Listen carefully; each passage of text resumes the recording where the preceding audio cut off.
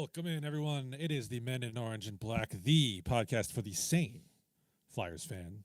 Two Flyers fans here with me, as always, is Matt Craig. I'm Steve Murray. We dedicate this episode somberly to the memory of Chuck Norris, who passed just several days ago.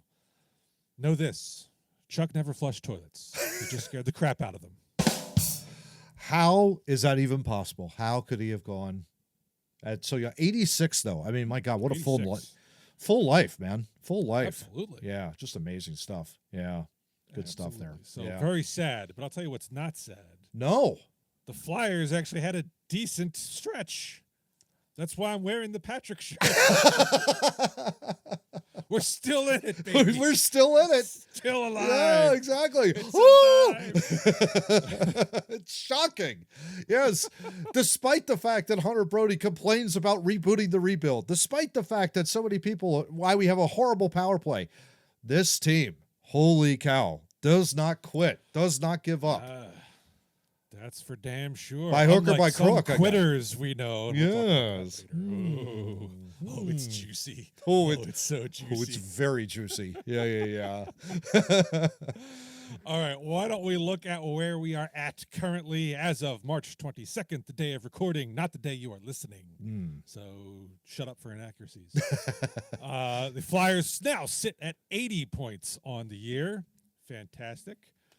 Home record's roughly about where it was before because they only had a couple home games in the stretch. The away record, they've won, 7 road games in a row now at this point? All of their road games, especially the month of March, they've not lost. They have not lost in the month of March on the road. It's really amazing. Fantastic. Really amazing, yeah. And we should also point out, they have surpassed their point total from last year, their standings point total as of last year. So they are definitely progressing in their rebuild, Hunter Brody. So they're Achievement unlocked. Exactly, yes. It's one step at a time. When you go through something like this, it's really important to look back and say, you know what? We're better than last year. And that's a good sign. So I love it. I love it, man. I absolutely love it. It's a good sign when you have a young team. Yes. That is really the key. This Yeah. isn't, we got better than last year because we've got a bunch of 37-year-olds that are having a resurgence. No. This is the third youngest team, I think. That is correct, yeah. Third youngest team in the league. Yeah. Improving. Yep. Good stuff. Can't go wrong. What's not improving? Goals scored. We still sit at 25th in the league with 193. Goals allowed, though, that continues to climb back to where it was earlier in the season. We are now up to 13th in the league in goals allowed with 207. They were like top 5 for a little while early in the season. Then we kind of hit January, and that's when everything fell apart. But slowly, the defensive structure is returning, and we are climbing that ladder. Unfortunately, we're contacting the UN to complain about a power play that we have to watch. It's sitting at 14.85%. Yeah, that might be second period, foreshadowing there, bud. Because I know you and I also, you take a look at the penalty kill, right? I mean, it's the exact same thing. So we're going to be, I guess we'll go a little bit more in depth on our complaints. Because we are Waldorf and Statler after all in the Muppet Show back in the day. That kind of a deal. So it's going to be awful, absolutely awful. And Rick Tocchet did address that pregame yesterday. There you go. Prior to who they play? Sharks. Yeah. Prior to the Sharks game. So we'll talk about that. But enough about that. Let's look at where we're at in the standings. Yeah, you want to take a look at the Metro Division Metro Division. We'll look at the Metro Division first. Yeah, and we have gained a little bit. Slowly. Yeah. Slowly. Yeah. I mean, wasn't looking good for a while, but it was not. No. It was not. No. And I will say this. I mean, the Islanders have slipped a little bit, in regards. They were like kind of hovering around second, third in the division, and now they're starting to slip a little bit. I think they're feeling a little bit of the heat. Columbus has kind of taken advantage of that, but yet here we are chugging along. We were gaining we were earning points along the way on those last 2 weeks, which were critical weeks. And we're not the Devils, and we're certainly not the Rangers, thank God. Yeah. But we're right within striking distance, 5 points within third place, Steve, of the Metro Division. So that is really encouraging. And then if you look, yes, but more importantly, let's look at the wild card standings. Yeah, because I think that's where you're going to have the best chance at this. Yeah, I would agree, especially considering the fact that you're only 4 points away from second place Detroit.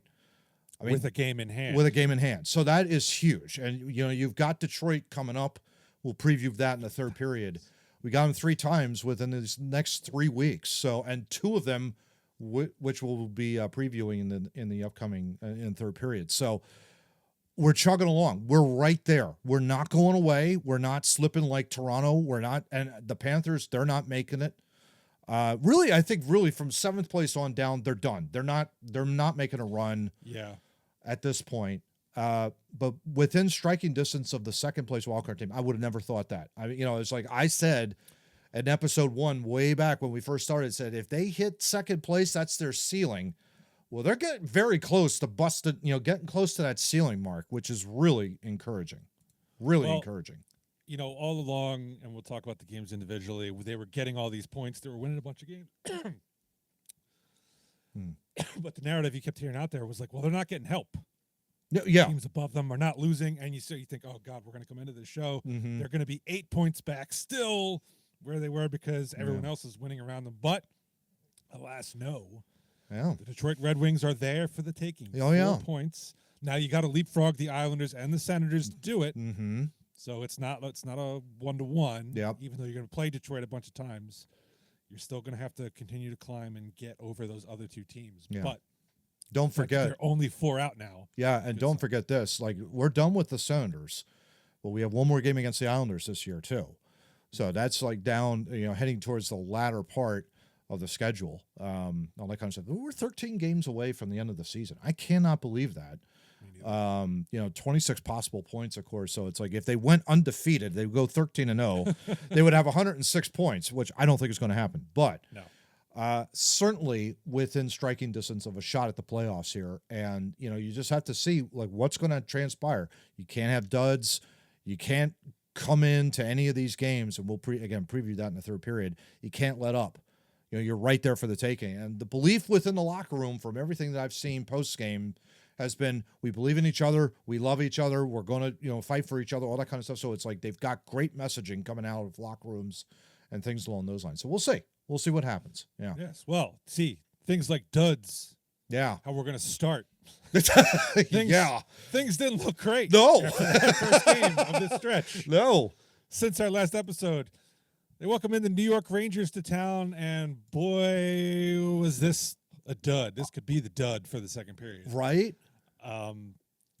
Early on, started bad. Shot from the point. Vladar drops it. And Leba, I don't know his first name. Yeah. Screw him. Labia. Yeah. He can't. He's the one who finds it, puts it in past Vladar. No one boxes him out, or unable to box him out. Yeah. And the Rangers go up quickly, 1-0. Then Mika Zibanejad comes right down the middle. Because of course he does. Yeah. Exactly. Yeah. And then at the end of the first period, Alex Bump unfortunately takes a penalty. And Lafreniere scores on the power play. The Flyers go down 3-0 to the stinking New York Rangers in one period of play. Probably Gladiator in net. With a chorus of boos at that point, I can only imagine, especially, with Vladar having a very rare off game. But we'll talk about him second period because I think he quite rebounded very well. Oh, absolutely. Yeah. But I wonder if this was just fatigue because they've been riding him a ton. Oh, yeah. And I can't help but think this was, the drop, he didn't seem to be on his angles. It was a rough game for him. And I wonder a little bit if they just rode him a little too hard. No, probably. And you were, shades of Carter Hart, or not Carter Hart, Sam Ersson 2 years ago after Carter Hart left. Mm-hmm. When they rode at Sam because they had no backup option. Right. Sam fell apart. You wonder if this was the beginning of the end. But we'll see improvement. But the game continues. Yeah. Flyers get back into it in the second period. Michkov digs a rebound out and scores a power play goal. That's important because that'll be the last one for a while. Yeah, right. gives the Flyers hope at 3-1. Yeah. But then Konechny takes a holding penalty. Gabe Perreault scores on a power play on a rebound. Yeah. And makes it 4-1. End of the period, things go from bad to worse. Cam York takes an unnecessarily bad tripping penalty. And Zibanejad scores his second of the night on the power play. Good to know, he's a Flyer killer. Yeah. Just let him stand all by himself. And then 20 seconds after that, Ty Cartier, or Carty, I don't know. Who knows? He Call who up, cares? maybe. Yeah, whatever. He deflects one in from the point, 6-1, heading into the intermission. At that point, if you're at a game where it's 6-1, Steve, do you go home or do you stick it out as a Flyers fan? I give it at least till like 5 minutes. Yeah, I would say. I paid for 60 minutes of hockey. I'm going to at least get 50 some odd minutes. That's a good point. Yeah. Yeah. Voice my frustration. I certainly want to beat the traffic. Unless everybody else is leaving, then maybe I hang around to outwait the traffic. There you go. Yeah. You never know. But so yeah, exactly. So third period comes along, mostly inconsequential. Sean Couturier scores for the first time with a goalie in the net, and it seems like forever. Yeah. And we talked about last episode, you got to get the shots. You got to get the shots. 34. They got like 34 shots in this game. Yeah, They lose crazy. 6-2. What Yeah. the hell? Yeah. Yeah, especially out shooting. I mean, at the Rangers at that point in the third period, Flyers outshot them 13-3, but by then the game was totally over. And all that kind of stuff. Prior to that, Rangers with 24 shots, Flyers with 21. So it was like very close. But yeah, just the quality of goals by Zibanejad and Lafreniere. I mean, they gave up 3 power play goals to the Rangers. You just cannot do that. You just cannot. And rough game, absolutely rough game, and not what you wanted. Coming off of games prior where Pittsburgh had the shootout. You had the shootout win, and it's like, okay, you're starting to build, maybe coming back a little bit. But then this is a dud of a game, and it's like, and especially to the last place Rangers, not what you want to start this stretch. That kind of a deal. So yeah, that's right. And I should mention, Ersson came in the third, at the start of the third period. Right. So Ersson played the final period, let in no goals, so that was good. Yeah. Yeah, we'll talk about him too, because I mean he had some tremendous starts in these 2 weeks. Yes, he did. Yeah. Speaking of which, we go to the game after, which was the Washington game, and Sam Ersson unsurprisingly gets the start after the dud that Vladar had laid, so maybe rest him a little bit. Yep. First period, tons of penalties. This was a feisty game. A little bit feistier than Nikita Grabenkin, who was really Yeah, it was really, great. Yeah, he was getting involved. Oh, which is yeah. something we haven't seen a lot of from him so far this season. So Yeah. good to see that. Unfortunately, the penalties do end up costing them because Ryan Leonard scores a power play goal off the wall to give Washington a 1-0 lead heading into the intermission. Yeah. Second period, things start to turn around. Oh, yeah. The light starts to go on. Thankfully, Travis Konechny gets a nice feed from Sanheim cross ice. Walks in, has a weird-ass goal. I'm still not sure how that went in. Yeah. By hook or He by looked crook. like he was trying to go short side high. Yeah. It goes along the ice, pinball. Goes in, dirty but good, as JJ would usually say, Jim Jackson. So yeah, huge goal there, tied the game up, and then Zegras then really Zegras then, but before that, Tom Wilson. Wilson. Yeah. douche. I mean, the guy who deserved to be on the Canadian national team in the Olympics. Really? I mean, come on, give me a break. It's like So he hits Travis Konechny, who never touched the puck. Yeah. Gets up a little slow. So, and he's starting to get into it a little bit with Zegras, Tippett. Fortunately, Tippett gets his revenge. Starts a 2-on-0. Yeah. That Zegras ends up finishing with a beauty of a goal. Yeah, great goal. Back and forth passing, very nice. Tippett was very noticeable in this game. Skating Everywhere. fantastic, Yep. getting physical. Yes. So Owen Tippett with a fantastic play, getting back at douche. And the Flyers flip things and go into intermission up 2-1. Yeah. So you're thinking good things. Yep. They get to a 4-on-4 play in the third period. Jamie Drysdale with a great sidestep shot to extend the lead to 3-1. And then Tippett gets an eng to seal it at the end of the game. Shoots it through the wickets on Chikrin. I don't know if it would have gone in had it not hit his leg. Amazing. But it ends up going in. Tippett deservedly gets a credit for that goal. Yeah. Flyers pull out a 4-1 win in front of Sam Ersson. So great game by Ersson. Yeah, especially letting up that power play goal in the first period. Shuts them down the rest of the way. Really, 16 shots. He stops all of them. Flyers come back, they fight, they tie it, take the lead, and then ice it away, in the third period with a great Drysdale goal, as we mentioned. Huge. I think that really boosted Sam Ersson's confidence to really coming off of that, really giving up that first goal, but yet they found a way to get points and to get 2 in regulation. That's huge. Yeah. Against a team that Absolutely. I think is beatable now. I think you could beat the Washington Capitals, especially. They are beatable, but they're in the mix too. So Absolutely. You have to push them down. You got to beat them in regulation and keep them out. 100%. Yeah. So job well done there, following up on misery the 2 nights before. Yeah. So then they travel to Minnesota. So you're thinking scheduled. Yeah. Scheduled loss.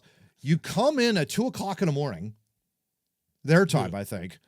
So it's like you're not getting much sleep, and you got a game at 8:00 at night. So it's like you're just napping at that point, trying to get it in there, right? And I'll let you take it because this was an unbelievable game by them. Unbelievable game. Absolutely. Yeah. Absolutely unbelievable. So for starters, Emil Andre comes in for Noah Juleson. Andre finally getting back in the lineup. Yeah. Garnet Hathaway comes in for Luke Glendening, who's day-to-day with various injuries. Good start in the first period. Good amount of shots. Yeah. Trevor Zegras makes a great play on the wall to keep the puck in the zone. Finds Emil Andre, who takes a shot, finds its way through, gives them the 1-0 lead. They end up out shooting Minnesota in the first period 10-2. Yeah. That's how you do it, folks. Yeah. 100%. And you get the first goal of the game as well on top of that. Yeah, for the first time in many weeks, many days, many months. Long time. Long time. Yeah. Huge. Yeah, so second period comes out, though. It's a good thing you got the first goal because Minnesota starts to find their legs. Yeah. They go on the power play. Matt Boldy gets a goal on kind of a busted play that looked like the pass was not intended for him. It ends up on his stick. Puts it through Vladar. Then later on, Kaprizov makes a nice play in the slot. Makes it 2-1. It's just a great player making a great play. No doubt. But a notable play that I really enjoyed watching in that second period. Kaprizov trying to dance around a little bit in the zone. Jamie Drysdale stays stride for stride with him and ends up shoving him out of the zone with the puck. That is phenomenal. That's my man. That's Jamie your boy. Drysdale. Yeah, and that is really that is why you make that trade for Cutter. When you trade away Cutter Gauthier, you get a guy like a Drysdale to come in. Not only for his offensive talent, but his defense has only gotten better each and every single week this season.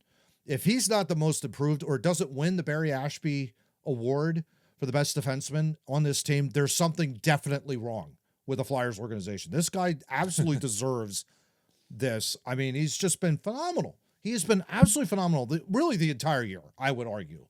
I would agree. Yeah, and I would think you would agree. Agree. Yeah. Yep. Absolutely agree. Yeah. The Jamie Drysdale last year does not make that play. No. And it was on Kirill Kaprizov. This wasn't some schlub. Yeah, yeah. One of the best in the world. Yeah. Highest paid in the league, right? Yes. I think. Yeah, one of the tops. Contract. Yep. I think it's like So, McDavid and then it's him or something along those lines. And he's like long term. Like he's there for the next decade there in Minnesota. And deservedly so. Guy pots goals all over the place. But for Drysdale to be with him stride for stride, huge. Huge in that regard. Yeah. All right, so they're down 2-1 going into the third period. Things not looking great. You're back-to-back. You're probably going to have sluggish. Travis Konecny takes a penalty for interference, but that is when Owen Tippett goes old school. Yeah. This is like John LeClair shit. Yeah. Hits the puck at the blue line. Yeah. Just wind and fire. Yeah. And blow it by Lines and fires and scores. Yeah. I mean, oh, man. it was unbelievable. I couldn't believe he took the shot from the top of the circle like that. Especially short-handed. Who does that anymore? No one. No one does that. They all try and deke. They all try and make the move past the goaltender, but they never do tip it. And the only thing I could think of would be like, okay, I'll just go take this shot, and if it happens to go high and wide, at least I'm back a little bit. I'm not going to go in, all that kind of stuff. But he blew it right by the goaltender. Absolutely just torched him and tied the game up. Huge goal. Huge goal. Old school. Yeah, baby. So it's tied up at 2. The Wild end up taking a too many men penalty at the end of the period. The power play carries over into overtime. But, of course, because our power play is wretched. Nice. Then Quinn Hughes takes a penalty. Yeah. Quinn Hughes in the box in overtime. 4-on-3 power play. No. Nothing. We can't have nice things. No, we can't. So we go to the shootout, and things are looking even bleaker because both Matvei Michkov and Trevor Zegras get stopped by Volstead in net. Travis Konechny to the rescue, scores the shootout winner. Flyers escape Minnesota with a 3-2 shootout victory. Woo. Did you have that on your calendars? Answer, no. No. Did you have the fact that Philly has in the season series, won both games against Minnesota? Absolutely not. No one, I don't think. Well, the first win was pre-Quinn Hughes. Oh, so yeah. Figure, yeah, right? yeah. Like, and you're walking into their building. That's the thing. You're walking into their building with all of that talent that they have now, and you come out of there with 2 points. I mean, unbelievable that they came out of there with 2 points. That just set the tone, I think, especially on the road. Yeah. Absolutely. So big, huge signature win coming home to face Columbus, Oh. who you're in the dogfight with, and yeah. So Vladar back in net again. Luke Glendening comes in for Garnet Hathaway. First period, within the first 5 minutes, Columbus gets in a shooting gallery on Dan Vladar. Bodies are laying all over. Travis Konechny gets hit high. There's carnage everywhere. Kirill Marchenko finally cashes in, puts it in, gives Columbus the 1-0 lead. So we're back to our old ways, giving up the first goal. Hooray! Yay! Later on in the period, though, Alex Bump gets a nice deflection off of Emil Andre's shot. So tie it up. Going to the intermission, 1-1. So, okay. Second period, nothing. Third period, also nothing. Yeah. Overtime, nothing. Flyers did get the only shot in overtime. So they go to a shootout against Columbus. Kirill Marchenko scores as the third shooter for Columbus. Yeah. I don't know. Jet Greaves was the goaltender for Columbus in this game. Made it look easy. Yeah. I don't think he broke a sweat in the game, and certainly in the shootout, nobody really made him work. He just looked like, what? 19 shots by the Flyers total for the game. So you didn't really muster that much in the way of offense. Again, first period was really the story of this game, basically. Like you mentioned, when Columbus scored their first goal, they outshot the Flyers 13-6. But then after that point, it was kind of like, okay, there wasn't that much in the way of offense. And you're 0 for 4 on the power play. 0 for 4. Big problem when you go 0 for 4 in a power play in a tie game like that. That against the team you are chasing in the standings. Yeah, exactly. And so you have some ups and some downs of that last week. You have the Rangers blowout loss. You beat Washington, you beat Minnesota, and then you have the dud against Columbus, and you're thinking like, okay, so now you're going on to California. You're going on the California road trip, and you're like, we'll see. You get going into California, you need 3 wins. Yeah, you could not afford. Yeah, you could not afford to lose any one of those games. Absolutely. So they start in Anaheim. Oh yeah. Oh yeah. Garnet Hathaway comes in for Carl Grundstrom. I think we know why. First period, Flyers are all over the Ducks.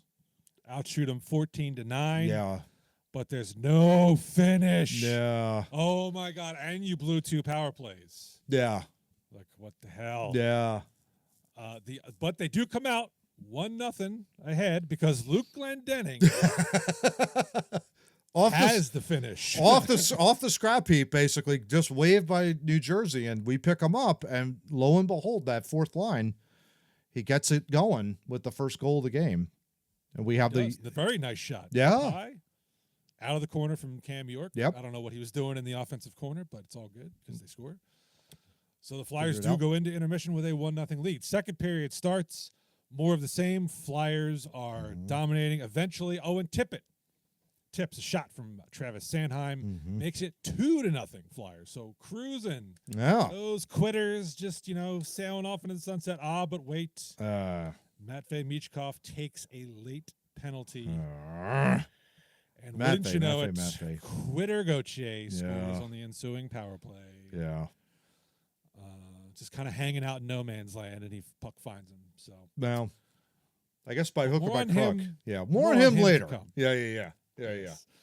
So go into the third period leading 2-1, and for whatever reason, the Flyers decide to play prevent defense. But we all know what happens when you play prevent defense. You don't prevent shit. Yeah.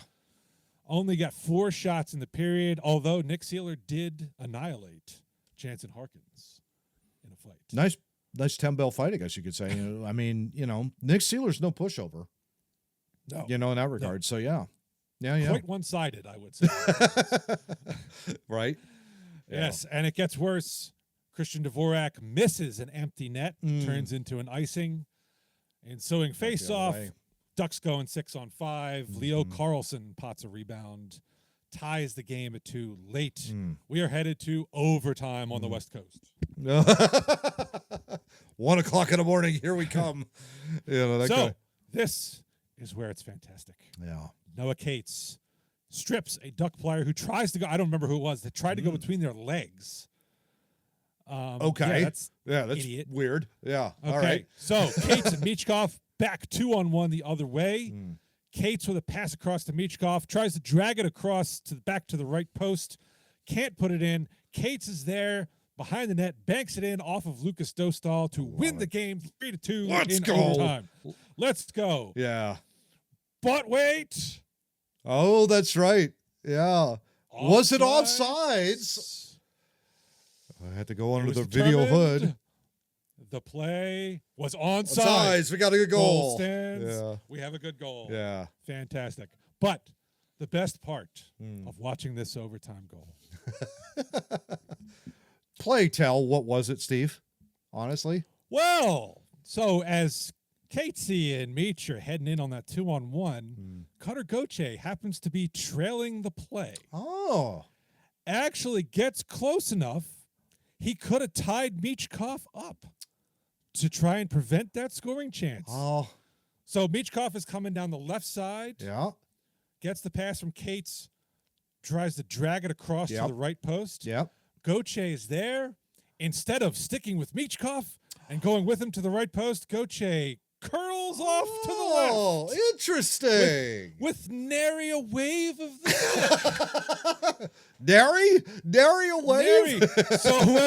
So whoever the defenseman was left having to defend Cates and Michkov, pounding away at that puck at the side of the net that Cates eventually banks in off the goalie. If it's 2-on-2, maybe that doesn't happen. No. That's Quitter, a shame. you live up to your name. Yeah, man. Yeah. You're and you're 0-for. You're 0-for in your career so far there, pal, against the Flyers. 0-for-4. So, yeah, you could score all the goals. You can have a goal and assist in this game, and you're thinking like, I'm doing pretty well. But I guess when push comes to shove, you just quit. Skate away. You just quit. Skate away. Yeah, you just skate away, baby. And the good news for him was it was overtime game winner, so Garnet Hathaway wasn't there to pull him back.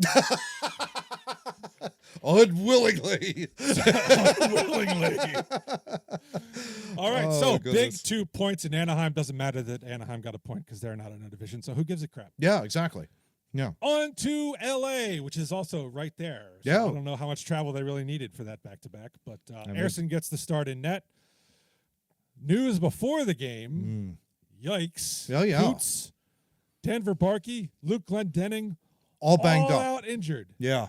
So coming in, Carl Grunstrom, Noah Juleson, Garrett Wilson, because that's all you got on Yeah. this road trip, all the way out on the left coast. Yeah. Well, it sounds like, that's 11 forwards and 7 defensemen. Emil Andre got some time at forward in this game. Playing defense. That's how desperate we're. Yeah. It kind of reminded me of like the old Sammy Kapanen playing on defense back in 2004, right, Steve? I mean, that out was of necessity. Out of necessity, Yes. yeah. Yes. All hands on deck right now. Yes. So, yeah. Well, as you might expect, first period, not much going on, although for either team, really, because The Kings were winning the shot battle a whopping 5-3 with under a minute to go. When Quentin Byfield scores from the slot to give the Kings a 1-0 lead. Yeah. Okay, whatever. So we're going to have one of these, another one of these. Yeah. But in the second period, we come out firing just a few seconds in. Travis Konechny on the rush beats Darcy Kemper, Canadian Olympian Darcy Kemper. There you go. Ties the game. But a few seconds after that, shot goes off the back wall right to Andrei Kopitar standing at the side of the net. Yeah. Just lucky bounce. Right there. Bounce. What are you Yeah. gonna do? Final seat. I think he's just his final year. I think if I remember right, I think he's like 38. That is the rumor. Yeah, this That might is be the his rumor, final because year. everybody's shaking his hand after they play. Yeah. against him, so. Yeah. But it can't have had many goals that easy in his career. No, Right? Gives the Kings a 2-1 lead. Right. Yeah. But the Flyers come right back. Matvei Michkov gets a shot. Noah Cates is in the crease, digging away, and he ties the game at 2. Then Michkov with some great work behind the net. Feeds Noah Cates, who gets it to Sanheim, who takes a nice shot from the point, goes in. At this point, the Flyers are up 3-2, 3 goals on 7 shots. That's amazing. That's quite a shooting percentage. Quite a shooting percentage. Oh, yeah. Quite the shooting percentage. Absolutely. All right, but we get to the third period, and an old name resurfaces. On the power play, Travis Konechny with a chance to clear it, but for some weird reason, it goes straight across the zone, right to Artemi Panarin, who, surprise, surprise, scores the goal against the Flyers. At least And this season ties of the West Coast now, Steve. That's the thing. At least it's not like every game against the Rangers now. He's over there. So it's like, that's fine. I'll take that. We don't have to see him again the rest of the year. Right? Unless we get to the Stanley Cup Finals Final. against the LA Kings, but that's right. a real long shot. Oh, yeah. Big time. Overtime, nothing going. Each team gets a pair of shots, but nothing of note. So we go to a shootout. Trevor Zegras goes first. Goes in, scores on Olympian Darcy Kemper. Yeah. Great goal, by the way. Harrison stops Adrian Kempe. Matvei Michkov then goes in, scores on Olympian Darcy Kemper. Yep. And Harrison stops. Actually, I think I have it first. I think LA shot first. But Harrison also stopped Panarin and went back to his old good shootout goalie ways. Yeah. Gives the Flyers a 4-3 shootout victory against the Lockheed. Yeah. And a huge, again, I talked about it before, with Erson. He had a great game against Washington, giving up the first goal. Similar here. Gives up the first goal against LA. Flyers battle back and forth we go again a little bit in the second period, but you come out of there at least with a lead. Yes, you give up the power play goal in the third, but you get a guaranteed point. You walk in there. Erson goes back to what he was before. Great shootout goaltender, basically. Stops guys like Adrian Kempe and Artemi Panarin. Both of those two guys can easily score. Yeah. Oh, yeah. And, I mean, huge. He tremendous in back-to-back instances here. He's the front end of the back-to-back with Washington and Minnesota. Back end of the back-to-back with Anaheim and L.A. You get points out of both of those. And not only one, but both. You get 2 points out of both of those. Yes. Huge. That, I think, has got to boost Sam Harrison's in a season that he has been absolutely dreadful in. He gives the Flyers 4 standings points out of that. That's huge. Massive. Remember in those what I guys. said coming out of the break? I said one of the keys to making the playoffs is going to be Sam Harrison's got to step up. Yes. And over this 2-week stretch, he has stepped up. Big time. So good to see. Absolutely. All right, so then the Flyers go into the Shark Tank with the same lineup. So we are 11-7. Emil Andre continuing his foray at center. But look, Hey. Did a good job. All hands on deck at this point, Absolutely. right? And he did a very good job. Yeah, absolutely. Did a good job. Yeah. Absolutely. Okay, so the first period, Garrett Wilson decides to fight Ryan Reeves. I don't know why you would willingly do that. Hangs in there. Yeah. First, gonna come out of the. Yeah, I was just going to say within the first 2 minutes of the game. I mean, that's quite something. Yeah. Crazy. Yeah. Okay. I think Reeves left with an injury after that. Okay. If I'm not mistaken. I don't think he played the rest of that game. He I'll was confirm favoring that. his hand. He might have connected with the helmet, but I don't recall seeing him. Oh, okay. I'll look that up. Come out of the first period, nothing. The 2 biggest saves were not by the goaltenders, I would argue. First one, Christian Dvorak ties up a stick on what was a wide open net off a pass across the crease, prevents a goal. And then Owen Tippett takes a shot that bounces off the back wall, back into the crease, off the goaltender. And Kiefer Sherwood is there with about an inch before the goal line to sweep that one away. So nothing with some great defensive plays by both teams. Yeah. Second period starts. Flyers take the lead unusually. Owen Tippett with a great goal off the rush. The man is hot. Red hot. He's coming on, Steve. You know, we talked about him like in the game against Colorado, where he had a hat trick in that game, and we were wondering at that point, okay, is he going to be great? Is he going to start to become great? Well, it took about a month, but he has really started to step up. Really started to step up his game, and he was incredibly noticeable in this one. Yes, he was. And he's been noticeable, really within the last couple of weeks to be very noticeable in that regard. Like I said, he's getting physical. He thumped Macklin Celebrini on one play. What a great hit that was! Clean hit. Oh my gosh, yeah, massive hit along the boards, and you got to send him. You got to send a message against Celebrini. He is an incredibly talented skater, generational talent, as I mentioned before. You got to take his time and space away. Absolutely. And that's exactly what Tippett did.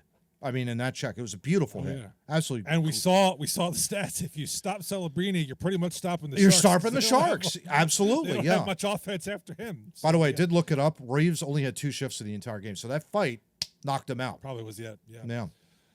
All right. But they come out of the second period tied because they surrender yet another power play goal, this time to Dmitry Orlov. Oh, boy. So it's 1-1. So the third period comes in. Celebrini not done getting clobbered. Garnet Hathaway lays the hammer. This on is him. This is last year Garnet Hathaway. Yeah. This is what I'm talking about. Ends up drawing a penalty because Mario Ferraro, is he related to Ray Ferraro? He might be. I don't know. That's a good call. Maybe we'll look that up. Well, if he is, Ray ought to tell him this is not how you do it. Oh, yeah. Grabs Garnet around the head and takes him down, so he gets a penalty. And the Flyers, lo and behold, remember I said, hold on to that power play goal? Right. Yeah. Here is the other power play goal. Christian Dvorak on the ensuing power play gives the Flyers the lead. Oh, my goodness. And I mentioned that Ferraro incident because it's the importance of approach. Second period. Yeah. Clean hit laid on Trevor Zegras. Yeah. Noah Cates comes to the defense, starts a fight. Yep. No additional penalty. Just two guys going off for fighting. Exactly. Mario Ferraro immediately tries to tackle him by the head. Garnet Hathaway does nothing. He takes the penalty. It's fantastic. The approach. Cates was right. Cates didn't just go in there swinging or trying to do weird rodeo maneuvers. Exactly. Okay? Yeah. He goes in there. He challenges the guy to a fight. The guy accepts. So they go and they fight. No instigator. No additional penalties. Yeah. Ferraro, he did the exact opposite. He's like, oh, I'm just going to tackle you. And it ended up costing him the game. It ended up costing him the game at the end of the day, which we'll get to. But that's a huge difference. I want to make that's a really important point you mentioned.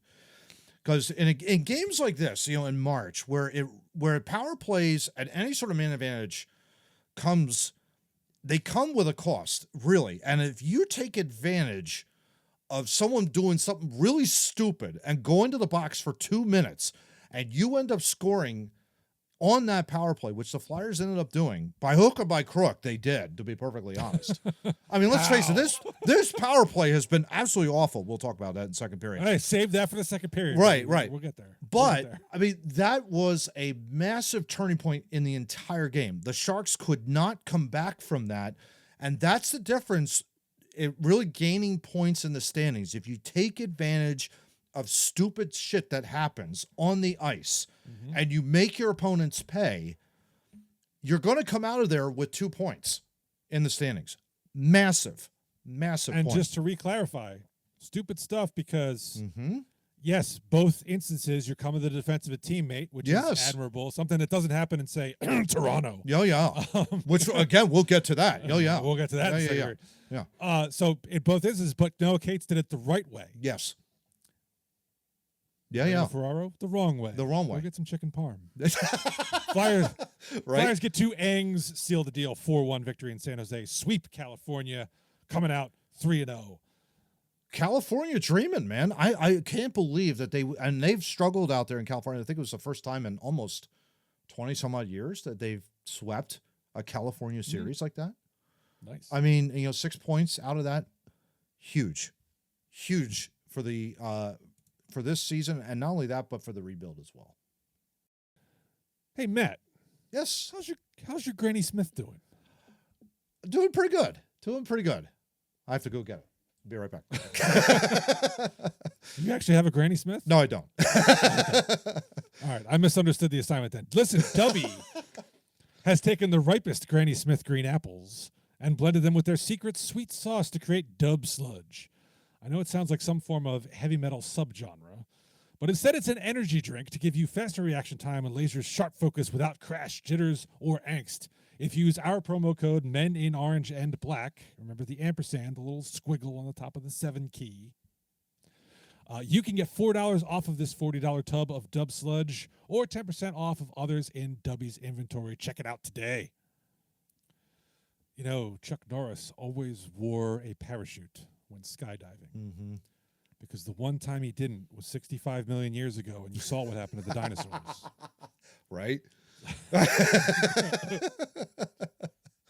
All right, miss you, Chuck. period. We miss you. We miss you, buddy. Second period now. We're going to go on to the studs and duds. Yeah.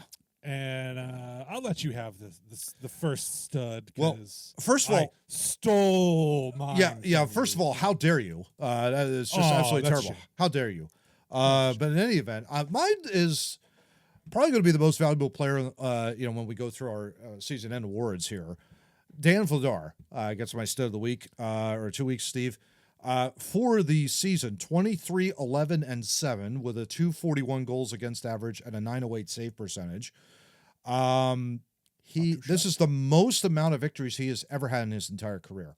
It's the most amount of games he's played in. And the most amount of games he's ever played in his career. And he has really been an amazing goaltender. Absolutely, what a find by Danny Briere.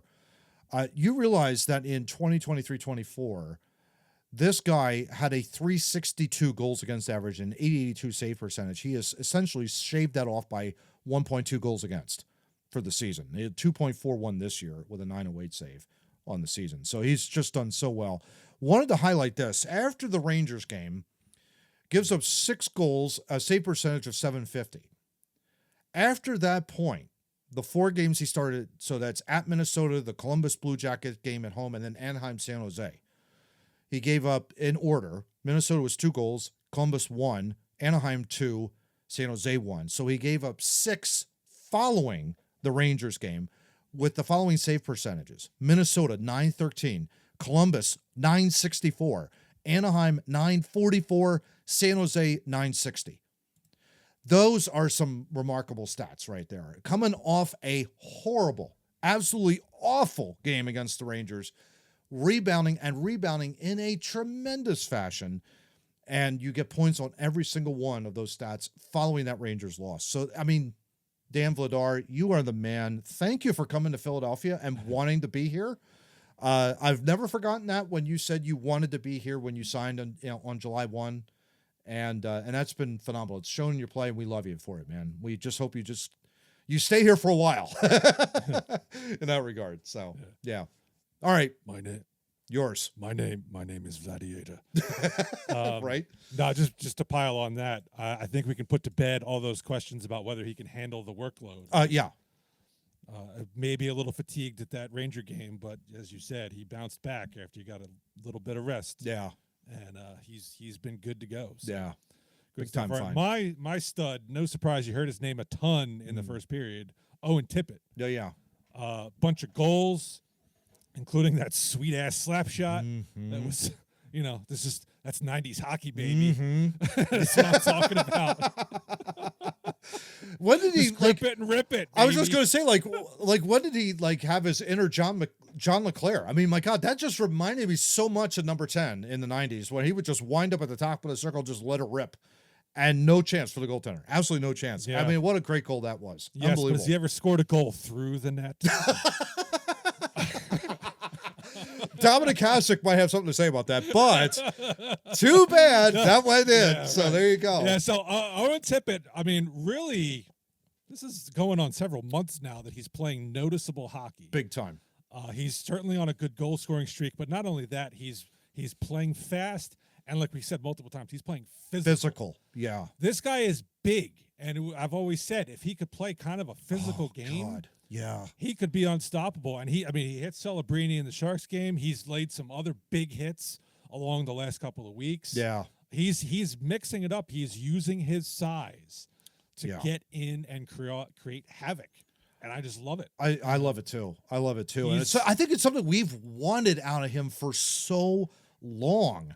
And, you know, the fact that he's doing it now when it really is starting to matter the most in the Yeah. games like this, it's huge. It's absolutely gigantically huge. 3 goals in his last 5 games. But like you said, he's been so noticeable outside of the box score where he's just pounding people. And now it's like you add his speed.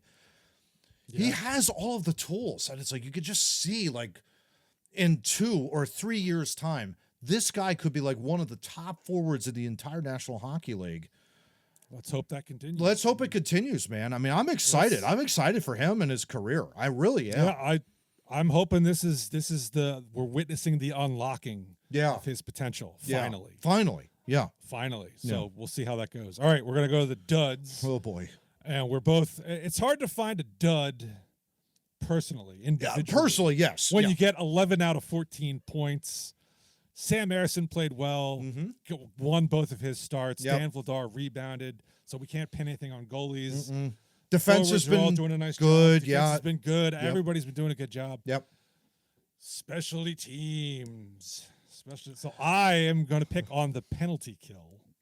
Yeah. We showed that in the slide earlier. That dropped over a percentage Well, it point. was like a over point the and a last half, 2 I think. weeks. Yeah. He gave up 3 to the Rangers. Yeah. I'm looking back here. I think we've given up a power play goal in every single game. Almost. No. Columbus was, I think, the Was an only offer. game they Yeah. didn't. Yeah. Now, Tocchet did address yesterday. The question was asked, the penalty kill is slipping. You know, what's going on? And he tried to come back and say, well, I like the process. We've just had some unfortunate things happen.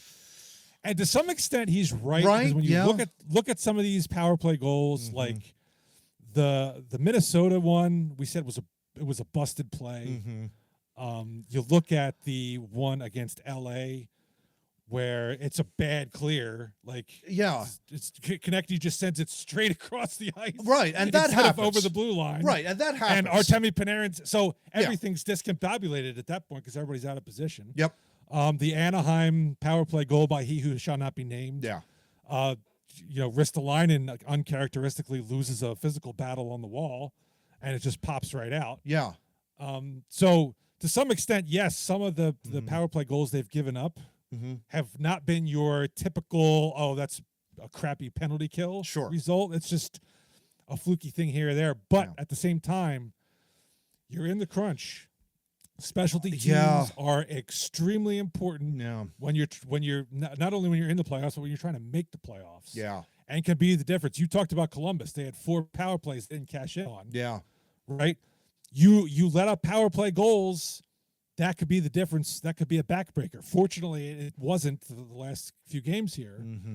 But the penalty kill needs to refine the mojo it had earlier in the season Big when it was time. a top 5 penalty kill. Yeah. Because it's giving up power play goals at this rate is not going to be useful to try and make up that final gap and cross that finish line ahead of Detroit and some of the other teams. Yeah, it's almost like you're playing behind the 8 ball intentionally, with a lot of these power play goals that you are giving up, because it's like it's putting you one step behind, essentially. Even if you have like leads, you give up a power play goal, it's like, okay, you're within 1 or whatever. But here it was like, or you tie it. Or you tie it or whatever. Right. So it's like trying to be able to hammer that down and making sure that, okay, if you got it on your stick, then let it go. That kind of a deal. The Konecny thing notwithstanding, I think that just happens. A Ristolainen losing a board battle, that should not happen. That absolutely should not happen. It did. I mean, and sometimes it does happen. It's how you rebound from that. And the consecutive games, I agree with you. The consecutive number of games that they've always given up one power play goal, eventually that's going to catch up to you if you don't put a stop to it on the penalty kill. Yeah. Now on the flip side, you've got the other dud. Oh God. I feel like I'm like repeating a pattern. Like, I'm pretty sure it was your dud last. It was. And I think it's, and I made mention of this, post Olympic break. I said the key to this team in order to get them into the playoff picture was they had to improve their power play up to at least 20%. I don't know what I was thinking with 20%, because right now we're going the other way. We're going the other way. And it is driving me absolutely crazy. It's, again, these last 7 games, they had 2 power play goals. You just cannot do that on the power play. You are 1 man up. You have got to find a way.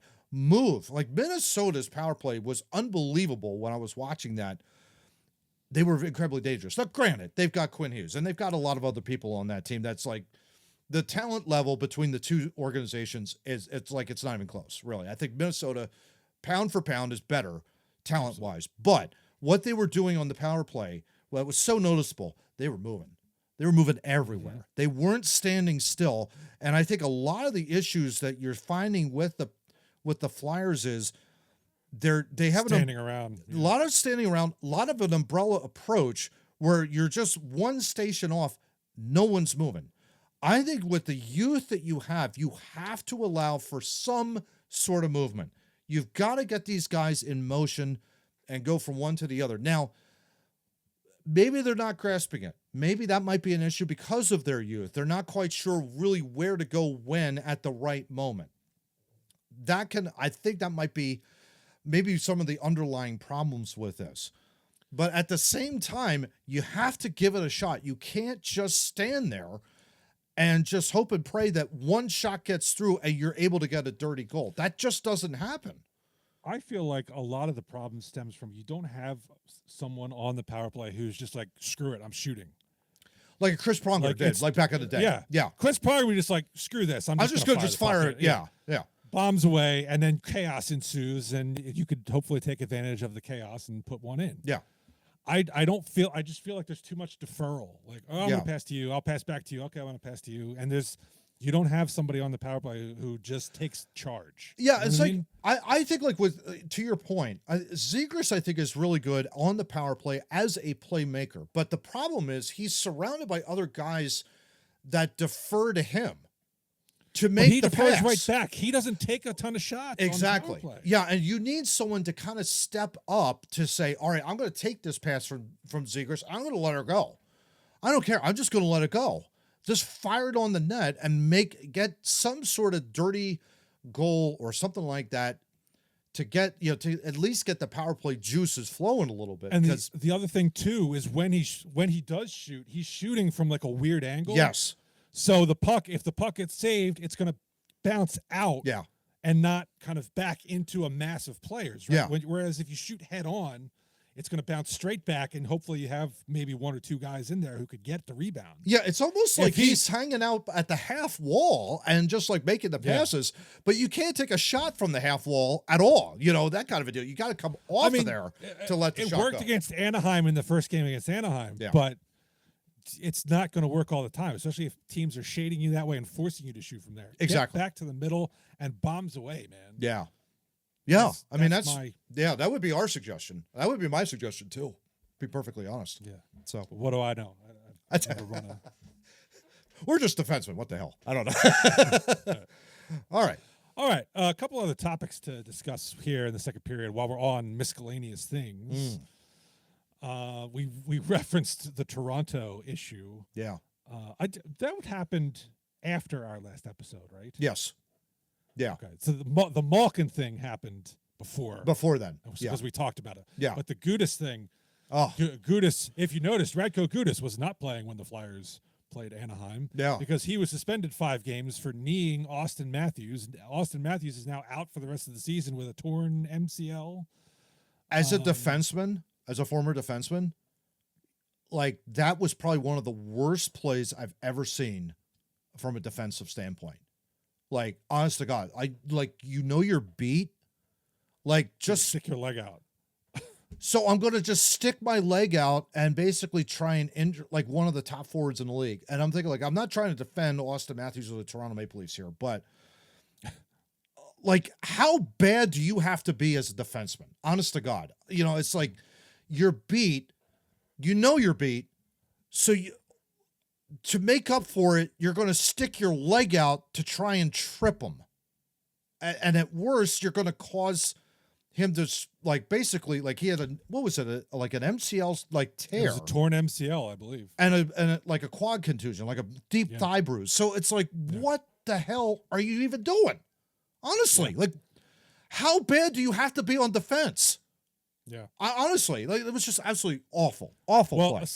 Aside from the fact that nobody on Toronto seemed to come to yeah. his aid afterwards, which is a travesty of justice. 100%. If you're Matthews, you're out of there at that point. It's like, the hell with this organization. Right? Yeah. And we'll get to that in a second. Yeah. But the other talking point that comes out of this was Gudas gets 5 games. As a repeat offender, Gudas has been suspended before, including while he was here. For, I believe he like cross-checked somebody in the back of the head. Yep. Coming down on them with a stick. Yep. So Gudas is a repeat offender, only gets 5 games for taking out one of the faces of the league. Yeah.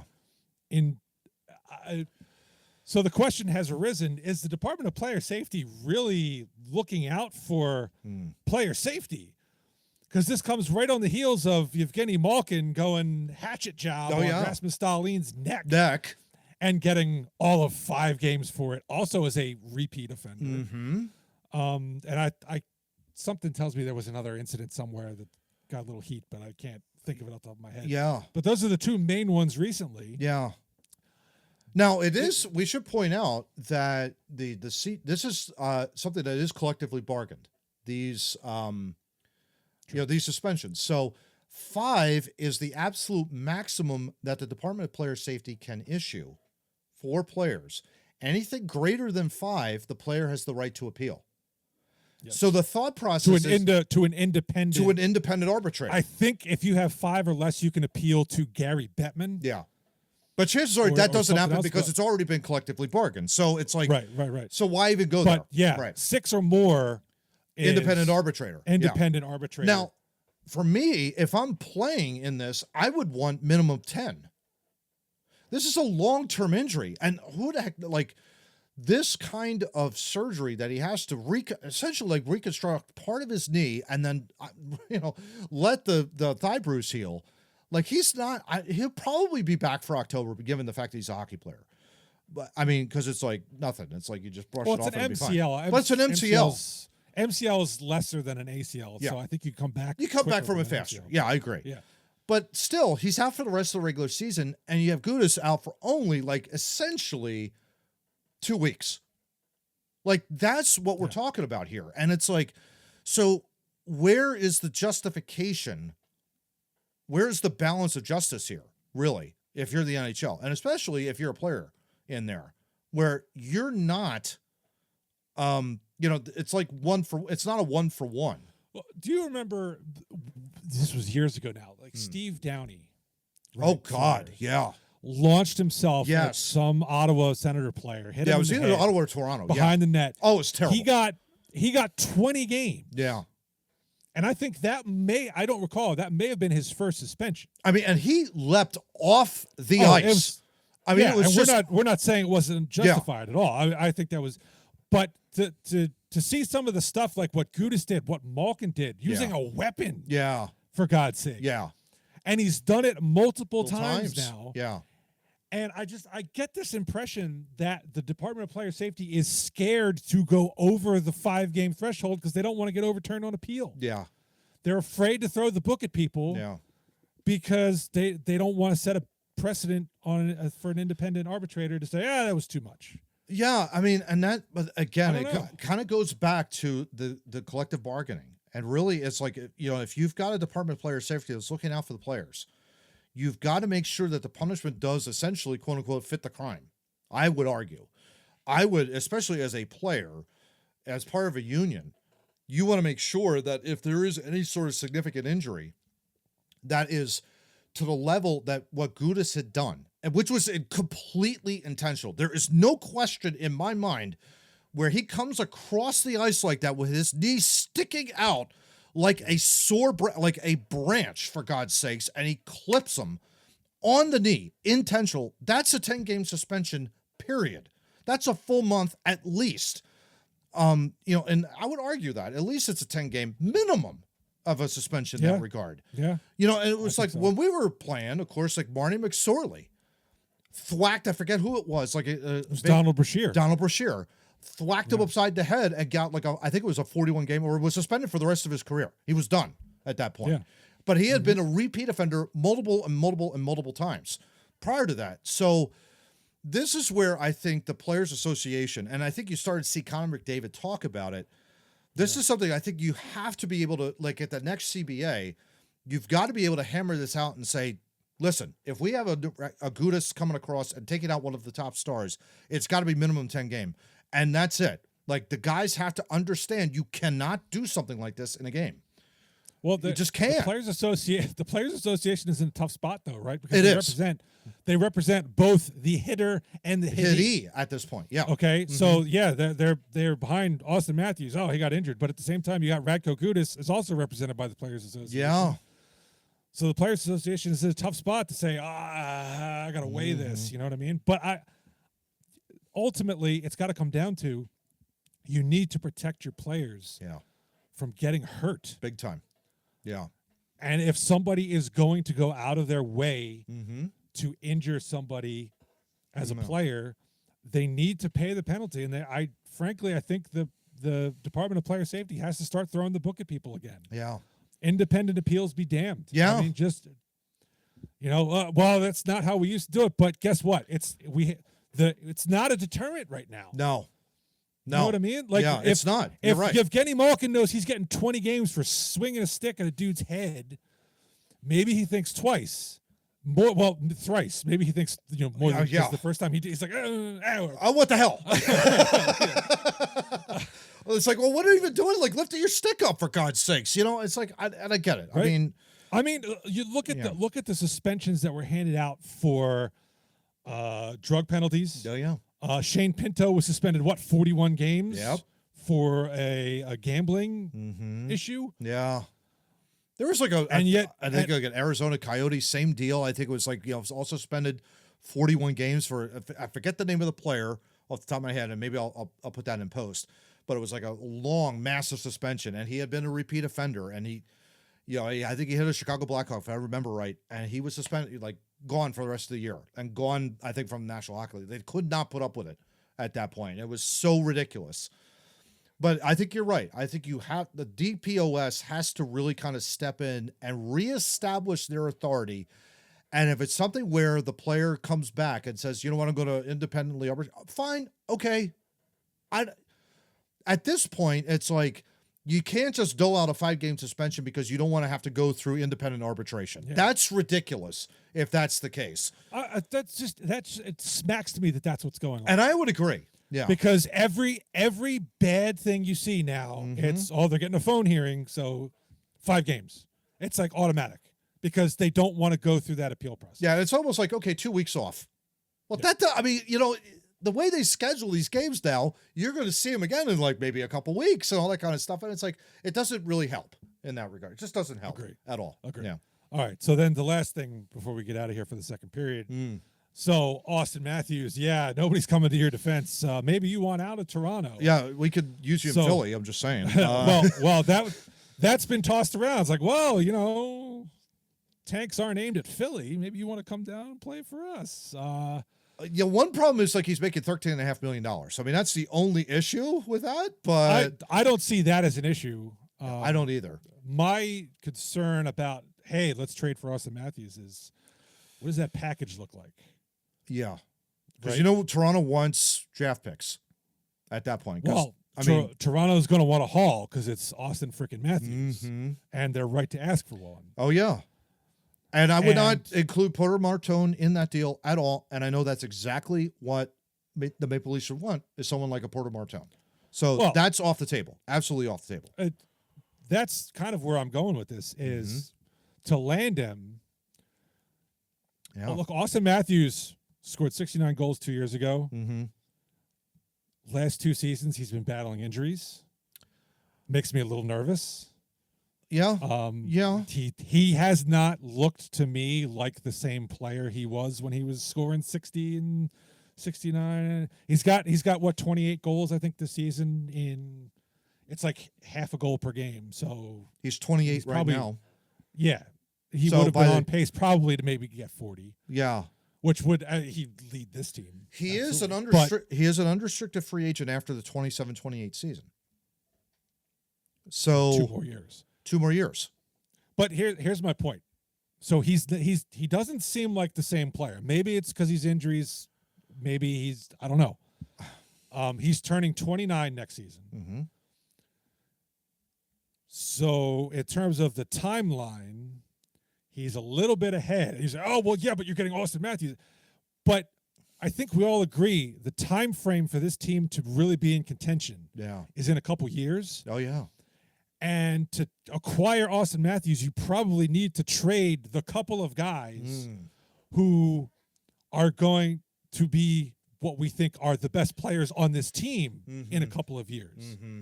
You trade them now, you're bringing Auston Matthews to a team that's all now a bunch of 28, 29, 30-year-olds. Yeah.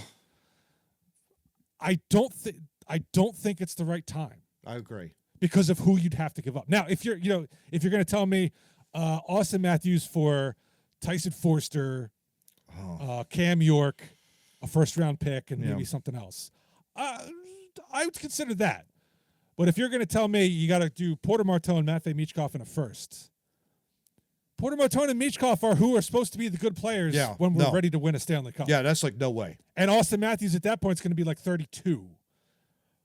There's risk to me there. Yeah. I think Auston Matthews, if the haul it's going to take is like 19, 20, 21-year-old prospects, like your top prospects. Yeah. That's the move I think a team that's ready to compete now makes. Correct. Not a team where we're at. So let me ask you this question then. You know I mentioned before that he only has 2 years remaining on his deal. At that point, he's 30, unrestricted free agent, and more than likely, Toronto will not re-sign him.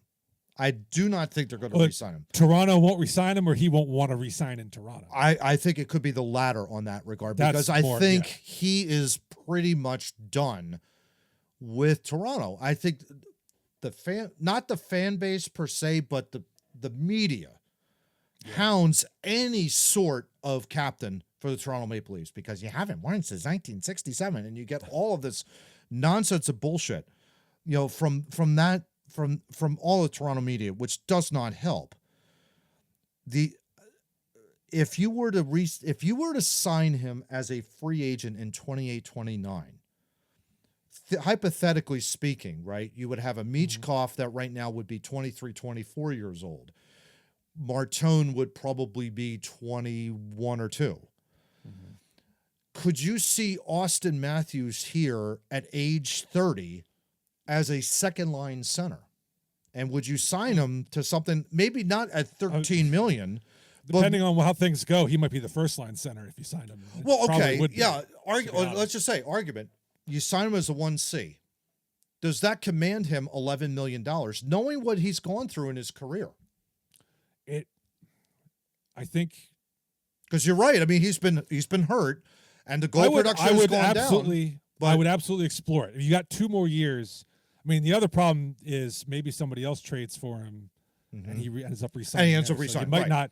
You might not have the opportunity for free agency. But if he hits, let's say, if he hits free agency, no one resigns him. I would absolutely look at doing it, and I would want to see how he does over the next 2 seasons. He would make sure he's not, plumbing. Right. Now he would fill a need. We're desperate on centers, no question about it. I would absolutely without hesitation be on board with potentially signing him as long as he hasn't his leg hasn't fallen off. Right. And I think that's the key. His injury is really key here. Yeah. For him to come back from this MCL tear. So it's huge. I am not advocating that you trade for him now. Correct. Yes. Unless I have to see the trade package, because if you're giving up the guys who you need to be the cup winner in 3 years, to move the average age of this team, shift it far.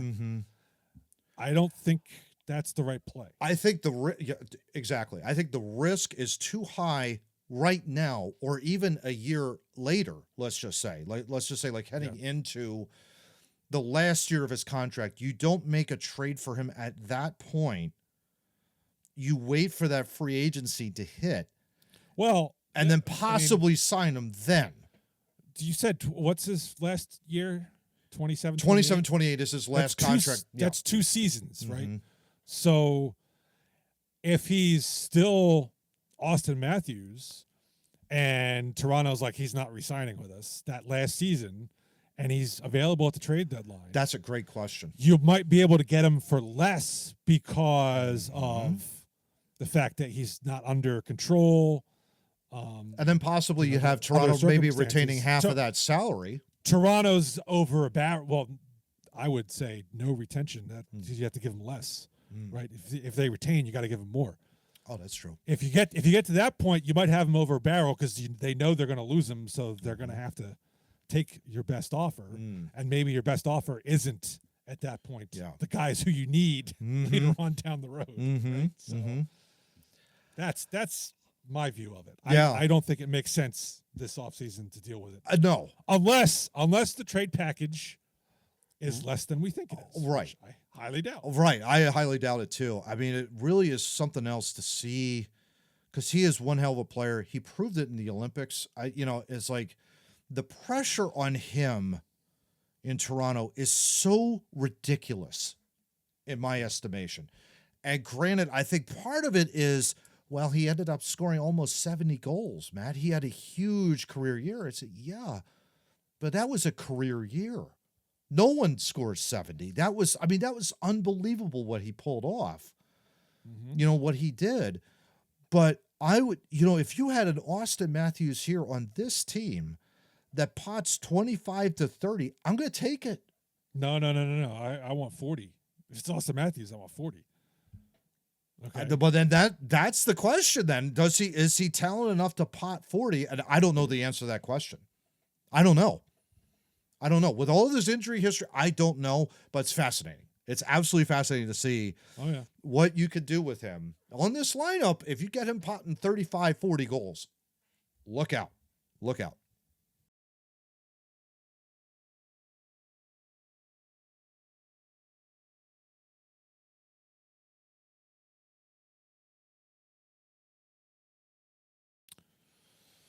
Chuck Norris once peed in the gas tank of a tractor trailer.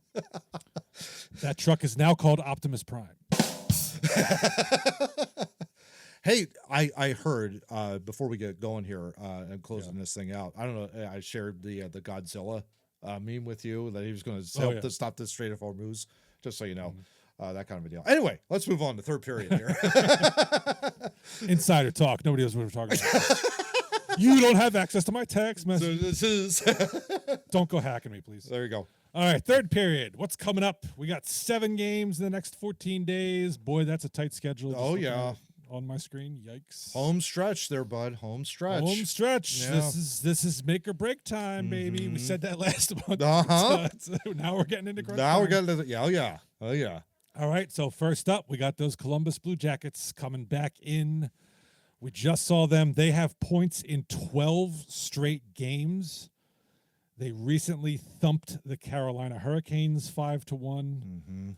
And I'm going to continue to pound the table for Zach Werenski to get the Norris. He's got 20 goals, 75 points. He is now 17 points up on the second place player on Columbus for points, Kirill Marchenko. That's enormous. That's an enormous gap. Yeah, big time. This is an absolute must game, as we talked about before. We talked about with the Rangers, and that didn't quite work out. So, the results, folks. Obviously, this comes out on the 25th, so you already know the results of this. But for us here on recording on the 22nd, Steve, this is a must win. It's an absolute must win. You're essentially 5 points back. You win this game, you're within 3 if it's a regulation win. 4 if goes into overtime. You obviously need the regulation wins more, but this is absolute must 2 points. This you cannot, if you throw a dud coming off of the California Dreaming trip here, It's not off to a good start, and it's something where any loss regulation where you get no points out of it, it's going to really put you behind the 8 ball. Really put you behind even the 8 if ball. you on this. lose overtime or shootout, you only gain 1 and they get 2. That's That gap just grows a little bit, so you have to shrink Columbus is one of the teams ahead of you that you need to catch potentially. So this is a critical game. Critical game. Yep. Critical game. And then Thursday night, the Chicago Blackhawks come into town. They're terrible. Connor Bedard is back. When we first saw them in December, he was not in the lineup. He was hurt. Correct. And he's having a good season, 65 points in 56 games, well over a point a game. Yep. But Chicago's terrible. 30th so bad in the league in goals for. Yeah. They have won 4 games since the Olympic break. 3 of them are against Utah for whatever reason. How is that even possible, for God's sakes? Utah, what's wrong with you? I don't know. I need to double check that. Maybe I was wrong on hockey records, but I am pretty sure 3 of their 4 wins since the break have been against Utah. Oh, that's wild stuff. And they have tons of double-digit minus players on the roster. You have to blow these guys out. You need a convincing, like 6-2 win. This cannot be a 2-1 skin of your teeth pulling out a magical power play goal. In the third period. You need to blow this team away. And I'm not just saying that because I will be in attendance in this game. That's right. And I would love to see a blowout win in our favor. But Chicago is one of the worst teams in the league. You have to dominate and destroy. Yeah, big time. Yeah, I mean, choice. They're just, watch Bedard. Same with the San Jose Sharks, right? With Celebrini, you got to watch Connor Bedard. If you're able to stop him, you stop the Blackhawks. It's that simple. They have no offense whatsoever, and if you go out there, win 5-2, 4-1, love it. But you got to show up. You got to show up and stop Bedard, period. That's the thing. This condensed schedule, right? If you have an opponent that you should be able to beat without a ton of effort, you need to do it so you can rest up for the games that are going to be tighter. Yeah, and speaking of a tighter game, that next one against Detroit, this is a big game. I mean, you got obviously we're previewing these next 2 sets of games. The week after, you got the third Detroit game. This is a massive game in Detroit. First time we faced them all year, Steve, is this Saturday. And massive game because, on the wild card, as we record this right now, you are 4 points back of them. So if you win Columbus, Chicago, and Detroit doesn't do anything, you've got a tie with the second place wild card team at that point. Look, they're ripe for the picking. They are only 5-7 since the Olympic break. Yeah. So they're kind of middling. Yeah. Right? This is why you've been able to gain ground. Dylan Larkin has been out since March 7th. Hopefully he's still out by the time we play them, but he might be in, and it's going to be even tougher if you do that. No, I was going to say, John, go ahead. No, go ahead. No, finish. Finish what you're going to say. I was going to say John Gibson is having a resurrection this year. 907 save percentage with 2.54 goals against. So it's not going to be easy. But this is if of all the teams you could catch, this is the team you could do it because you got 3 games against them and you're so close. Yeah, exactly. This is your opportunity. 4 points out. Yeah. I was just going to say, and you want to really screw with the Yzer plan, basically with Steve Yzerman. I mean, this would really screw him over if you're able to get, let's just say, even 2 out of 3 against Detroit, or hell, even if you give it a chance to even sweep them. What a statement that would be for our part of the rebuild process and what they would have to then go through in the offseason, again, of answering the same questions of when's this team going to get back into the playoffs after being in the playoffs for 25 consecutive years, however many long it was back then, back in the late 90s, early 2000s. What a statement. And absolutely. Yeah. And another weird thing about their team. So I was looking at their stats today. Mo Sider has a plus 20 rating. Axel Sandin Pelika, another defenseman on the team, has a minus 21 rating. Wow. They have a huge disparity. Big time. They have like guys who are very plus and guys who are very minus. So there are matchups you should be able to pick and win in there. Yeah.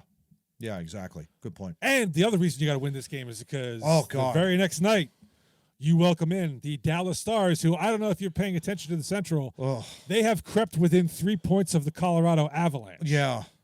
Avs have clinched a playoff spot as of right now. They have 102 points as of the time of this recording. Dallas at 97, so 5 points back. But yeah, Well, they were 3 points when I looked this 3 morning. point. so They they look must up. Yeah. So I mean, Oh, they played earlier today. they played earlier today. Yeah.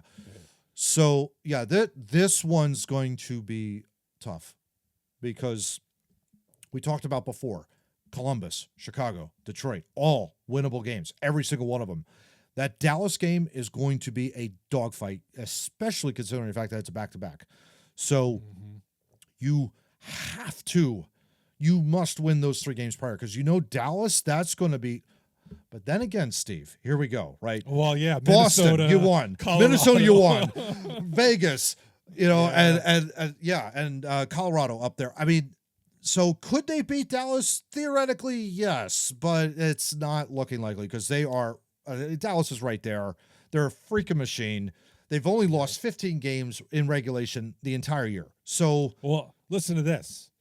They've won 9 of 12 since the Olympic break, despite not having Mikko Rantanen, who was injured in the Olympics, despite not having Tyler Seguin, who's out for the year with a torn ACL, Yeah. and recently they haven't had Rupe Hintz either. Okay, so they've done all that without some of their top tier players, they could and they're face, second in the league in goals against. they could face Minnesota at the first freaking round of the playoffs. That's just so bizarre. They might end unbelievable. up over. They Yeah. might end up overtaking Colorado at this point. They could. They could. They could. Well, by the way, we have a new individual point scoring leader as of last night, as Nikita Kucherov overtook Nathan McKinnon. Oh, No surprise there. No to surprise me, there. 'cause Kucherov is a machine. Yeah. Talk about a machine. but where's Nate McKinnon been? Right? I mean, you have to kind of wonder what's going on there, or if you're Colorado. Peaked too early. Yeah, a little Peaked bit. We'll too see. early. We'll see. Yeah. We'll see. All right. So you get a night off after the Dallas potential massacre, and I'm saying all this is like luck.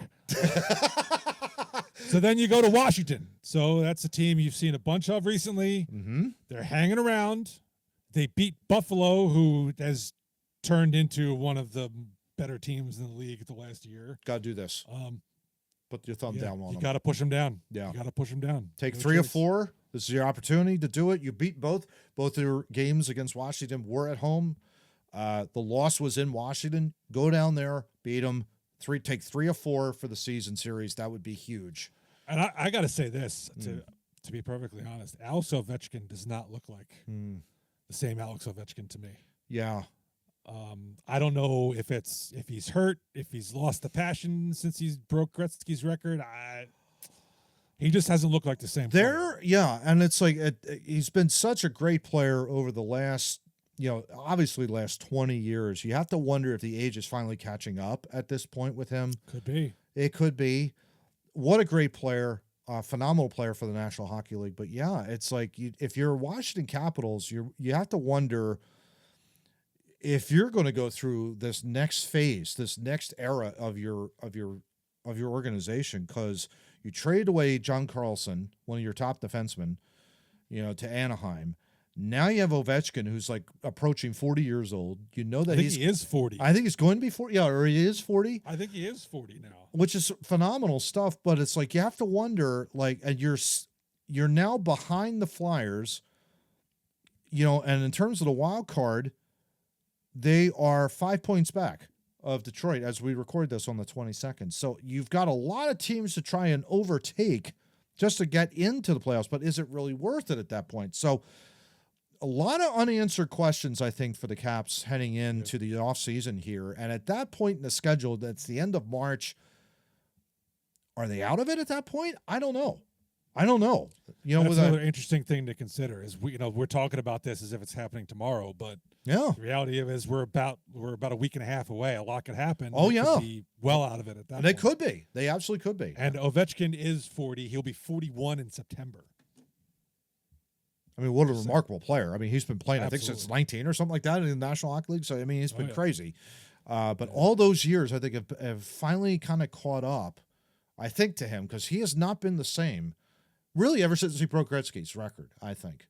Yeah. You know, he's had a good year, you know, goal scoring wise, but he doesn't. He like the eye test. It just doesn't look. doesn't like look the same. Ovechkin. Yeah. He doesn't look the same. Yep. All right. So after that, we welcome in the Detroit Red Wings for the second of the 3 games. Another huge game. We've talked about them already, so that's another one you But gotta another have. huge, You're another chasing huge them. game in your building. You've got to take advantage of it. Yep. Yeah. That's the thing. We won a bunch of road games recently, but at home we have not been seeing the same results.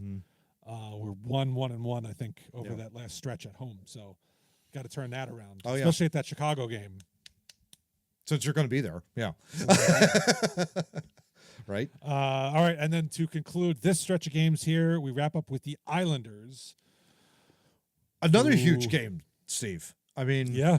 And they're slipping. They have slipped out of the third place in the Metro right now. Yeah.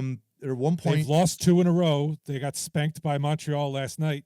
And it was 7-3. I mean, it was not. 7-3, yeah. I mean, that's like, where's that defense if you're the Islanders? I know. I mean, they're 5th in the league in goals against, and Ilya Sorokin leads the league with 6 shutouts. So that's a little bit of a surprise. Yeah. They got spanked. Spanked like that. They've only been 7-5 since the Olympic break.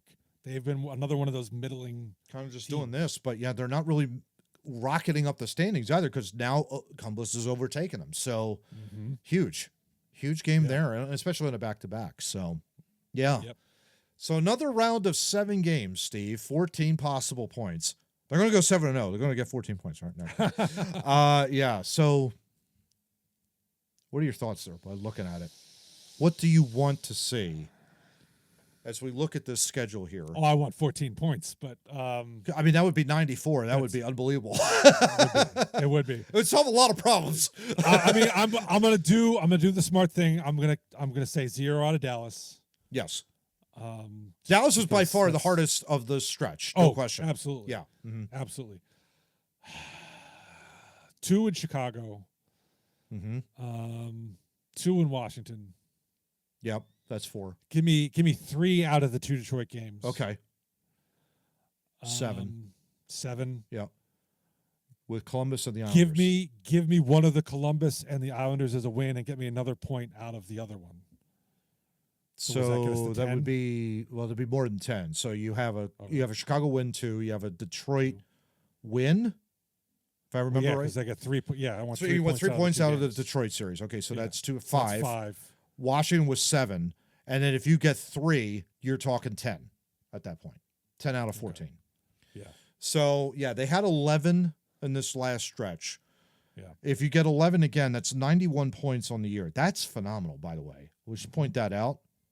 Flyers team hasn't had 90 points in quite some time, and yet they would be like, I mean, it'd be unbelievable because everybody else is so that much better. It'd be interesting to see what happens here. But the Columbus game is huge. Big pivotal game. You win that, you get 2 points. Even if you go to overtime, you get that extra point ahead of Columbus. That's really good. May not get you here's third. My fear. Yeah. Here's my fear. That's the first game back from a West Coast Western road trip. Absolutely. Yep. Those are always now bad. The bonus is they have the extra day off. So maybe they're, you get rid of all this jet lag that you've had, because I think they flew back in late Saturday or something like that. So you have Sunday and Monday to rest and recover, more than likely. So I think that should hopefully benefit the team heading into this game Tuesday night. So if you get 1 point out of Columbus, I think I would be fine with it. I would love to, but if you get to overtime against them, totally fine with that. I'm conceding right now that I think the better race for us is the wild card. We have a better chance to get there than we do third in the division. So you're saying just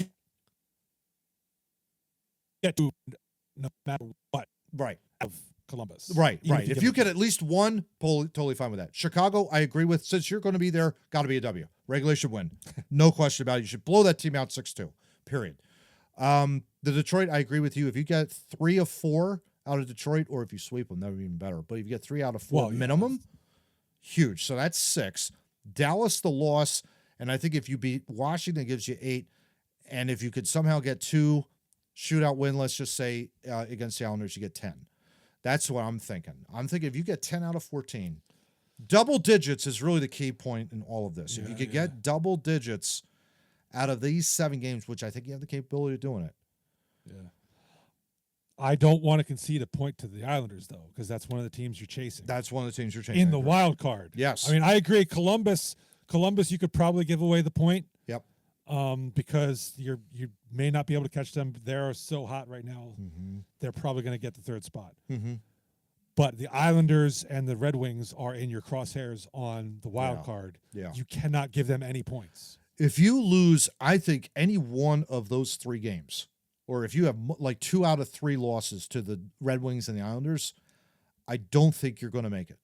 That's how I think those critical those games are, because again, they are so close to you in the wild card race to begin with for that second spot. So if you lose 2 of 3, and I mean like regulation loss, you're done. I think that's how critical those games are. And if you lose all 3, you're definitely done. But if you lose 2 out of 3, it's not looking good. It really is not looking good at that point. So that's how I see it. And then of course, like we've got the remaining, the 2 weeks from now, we'll be doing the final 6 games of the season. And who the heck knows at that point, bud? Yeah. It's going to be absolutely wild. That's exciting. It's phenomenal. I never thought, when we were doing this podcast, I think last year we were pretty much done like at this point because we knew, okay, we're not in the playoffs. That was it, that kind of a deal. But here, like by hook or by crook, they've done so many great things. They've improved, standings points wise. It's great to see for the rebuild. And with all the nonsense that the team has had to put up with, honest to God, from a lot of people that really should know a lot better about the Philadelphia sports fan base, be perfectly honest, you got to like watch with your 2 eyes. This team is improving. They're only getting better. Yes, and they're young. And yes, the power play sucks. So yes, the penalty kill has gone, kind of gone up and down the entire year, but damn it, they're in it. They're 4 points out right now and they've got a shot. They have a chance to make it. And it's building the excitement. If you're going to any of these remaining home games, get out there, get loud. Let's get Anaheim level energy in the building for all of these games. Let's make it really difficult for Dallas. Yes, it's tough for them coming in, and we're probably going to get killed. But damn it, make it hard for them. Honest to God, in Dallas, let's make it hard. That kind of. I have one more wish for this 2-week stretch. Go for it. Michigan State to lose in the first round of the NCAAs. Can you imagine Porter Martone coming in with the playoffs on the line? With the playoffs on the line. Oh boy, might help the power play a little bit. I might help the power play a little bit. Just saying. That would be unbelievable. You talk about a net front guy. He's a net front guy. 100% he is. Take that. Yeah, there you go. Yeah. All right. Well, wishful thinking. They're probably going to stomp. The championship. But you never know. You never know. Yeah. Never know. And hey, good luck. The whole fun of it. Enjoy the game on Thursday, man. I mean, it's going to be a lot of fun being down there. Thank you. I can imagine. Yeah. Can only imagine it would be. Yeah, it should be a lot of fun. Absolutely. All right. Well, we will see you again in 2 more weeks. Hopefully things stay steady and we keep in that race. And until we see you again, let's go Flyers.